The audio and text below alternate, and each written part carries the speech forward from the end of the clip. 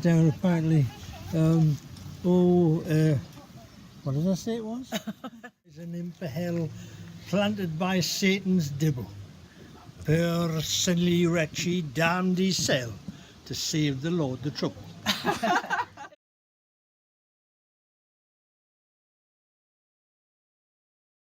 the left hand.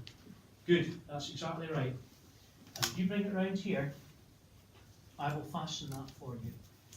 And if you rotate and face the audience there, so everybody's got a relatively good visual of what we're doing.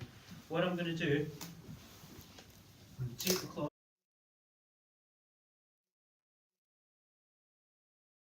I'm going to hang the cloth down here. In that position as well. By taking the cloth in this position, you've got folds that you can work with. You bring the first fold over to, we're going to take it across to John's left shoulder. I'm going to take the hand, I'm going to come down, just hold that for me there just now, perfect. I'm going to come round the bank, I'm going to pick up the cloth here, and basically we're going to come over the shoulder, hand up and hand down, and hold it in two folds. I'm going to come round the front, I'm going to pick up this cloth here, so hand up and hand down, and hold. And that's good right there. What I'm going to do, if you take that hand away from me and just drop your hand to the side, and the interim, I'm going to go through these three folds of cloth. I'm using a small kilt pin or blanket pin here to facilitate that fastening. You'd be more acquainted with seeing a brooch, something more ornamental. I'll get you more centralised here. Let's bring you over here. That's good, that's perfect. There's folks there with gathers and stuff. Okay. Now, the kilt in the lower half is really not that much different to the Feel of Egg, the kilt that we recognise now as being Scotland's traditional dress, which that's all it is, to be quite honest. But this is a working practical garment, so you have an outer pinafore and you have an inner pinafore there. I'll explain about the pleating at the back, I'll give you the reasons for that. The first thing that's evident is we're stopping at the kneecap here. And the double folded stockings, when you see somebody wearing a kilt, they wear woolen stockings up the upper shin and they're folded over. And you'll see garters worn at the side. And the wee ski and do knife goes in there. I'll come back to that in a second.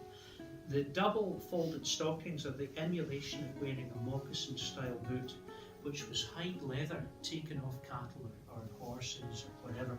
And you would wrap that around your toes, so if you get caught in a snow blizzard, a storm, heavy rainfall, really cold sub-temperatures or whatever, that would basically kill somebody, hypothermia, if they weren't dressed, you could stop, and if you didn't have any shelter, you could protect your hands and arms by doing this. But using your cloth almost like a kind of cape, so we'll pull this up and over underneath there, take the other hand and reciprocate the fold. Inside and round and come right up and over in the position there. So it's like me saying to you, get a jacket on straight away or whatever. What we're doing straight away is we're retaining the body heat around John's body there, and because of the lanolin, and John will be able to testify to this, you know, you'll find as we go through the presentation, you'll feel yourself quite warm, quite cozy. Comfortable. It's very comfortable. Now in a warm climate it's hideous, but in a minus temperatures, exposed to the elements, bloody brilliant.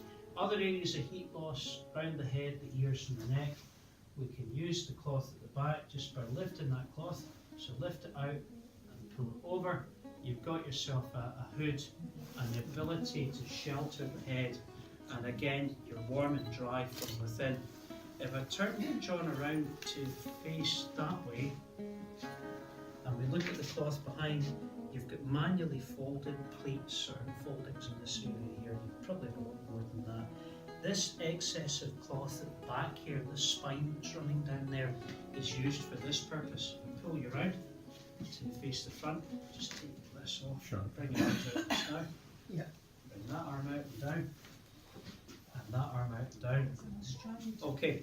If that wasn't enough cloth, if the temperature severely dropped, conditions worsened, you can add extra cloth to the front by unslackening whatever fastening you've got, grabbing the cloth and unfolding it from the back of the body and bringing around that excess cloth to the front. Re-strap up, you've got extra layers, you can add a second layer of cloth on. So these guys can cocoon themselves and be quite warm if it's required.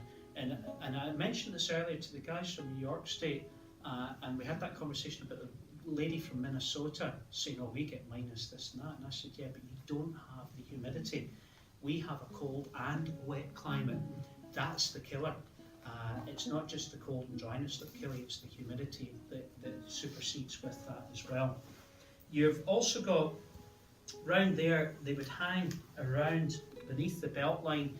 You would have a secondary belt line here, and hanging from that would be leather nuptials, dry hide leather purses all round here. Accounts of almost a dozen if you look at the dress. Now we refer to it as the sporn, which is worn here. And these were bags or pouches used to store musket balls, ammunition, messages. And he was a fictional romantic writer. Sir Walter Scott didn't write books to be historically accurate because the truth was pretty sour, to be honest, quite literally. He wrote the books to inspire people and to remind Scottish people living around the world that had expatriated, as well as having the Bible by your bed. If you retain poetry and literature, remember every Scot could read and write at the time. That's very important to mention, because that was John Knox that founded that principle, that everybody has to have a basic level of academia or scholarship, and the written word is very common. Where in other modern parts of the world, people could only conduct orally. Scots could read all that. The beggar in the street could probably read it and understand it. And Sir Walter Scott did it on that basis. He accounts a waterfall, which we'll go to just behind here. It's about 70 feet in height, cascades many times into a brook or a gorge, and I'll take you into the base of that area. And Sir Walter Scott uses it in the book. I'll do the reading in here. It's a rendezvous. The novel is fiction, and it's set in 1715 in the middle of the Jacobite. This is the route from Aberfoyle to the farm. We pursued the margin of the lake, he's referring to Loch Ard, for about 6 English miles through a devious and beautifully variegated path. That's the B829 road from Aberfoyle to Loch Ard. That's a good description, because back then it'd just be a dirt track, it'd just be a drover's track for sheep and cattle. Until we attained a sort of highland farm or assembly of hamlets near the head of that fine sheet of water called, if I mistake not, Ledard, which is the farm where we are now. And he talks about here a numerous party of MacGregor's men were stationed in order to receive us, and he describes them in the following manner. The taste as well as the eloquence of tribes in a savage, or to speak more properly in a rude state, is usually just, because it is unfettered by system and affection. And of this I had an example in the choice these mountaineers had made of a place to receive their guests. It has been said that a British monarch would judge well to receive the embassy of a rival power in the cabin of a man of war, and a Highland leader acted with some propriety in choosing a situation where the natural objects of grandeur proper to his country might have the full effects on the minds of his guests. So what Sir Walter Scott's saying in lay terms, the Highland people were impoverished. They had nothing. They weren't like kings and queens that had a castle, a great hall dripping with gold, but they had the power of the land. And in the book, the romance is coming that Rob Roy has chosen to meet Francis Osbaldistone. The young man's meeting him because in the plot there's stolen money and title deeds in his family, and he's using Rob Roy and 50 of his men to escort him around Scotland to track the stolen money. They're like an escort, effectively.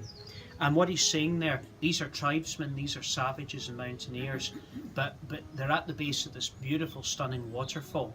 And the young character, Osbaldistone, would have been standing there looking into the falls, as we'll do so in a moment, thinking, wow, you've got my attention. This is highly impressive. And the great hall, or you know, the castle, effectively, is the waterfall and the land around. So the Highland people use their natural objects of grandeur, meaning the landscape, to impress their guests. Really interesting. And here's a description of the fall we're going to look at. We ascended about 200 yards from the shore of the lake. So this is them coming up basically the driveway of our farm, effectively, which all of you would have access to get here. They're guided by a brawling brook. That's the river on the left-hand side of the driveway. Above this limited space, the hill became more steep, and on its edge we descried the glittering arms and wavering drapery of about 50 of MacGregor's followers. They were stationed in a spot, the recollection of which yet strikes me with admiration. The brook, hurling its waters downwards from the mountain, had in this spot encountered a barrier rock. I'll point this out to you when you see it, over which it had made its way by two distinct leaps. The first fall, across which a magnificent old oak, slanting out from the farther bank, partly extended itself as if to shroud the dusky stream of the cascade, might be about 12 feet high. The broken waters were received in a beautiful stone basin, almost as regular as if hewn by a sculptor, and after wheeling around its flinty margin, they made a second precipitous dash through a dark and narrow chasm at least 50 feet in depth, and from hence in a hurried but comparatively a more gentle course escaped to join the lake. So that chasm, we'll stand at the base of that and we'll look into the chasm, the 50-foot drop. You've got a rock pool at the bottom, the barrier rocks at the top. It's like a plinth when you look at it. And the beauty about this waterfall, you've all got access to the top rock pool, because the Benvenue footpath, which is a right of way incidentally, runs adjacent to our farm. You can follow the path up to the pool at the top, which is about 25 feet deep. It's a huge basin when you look at it, and you can see the bottom of it because the water is crystal clear.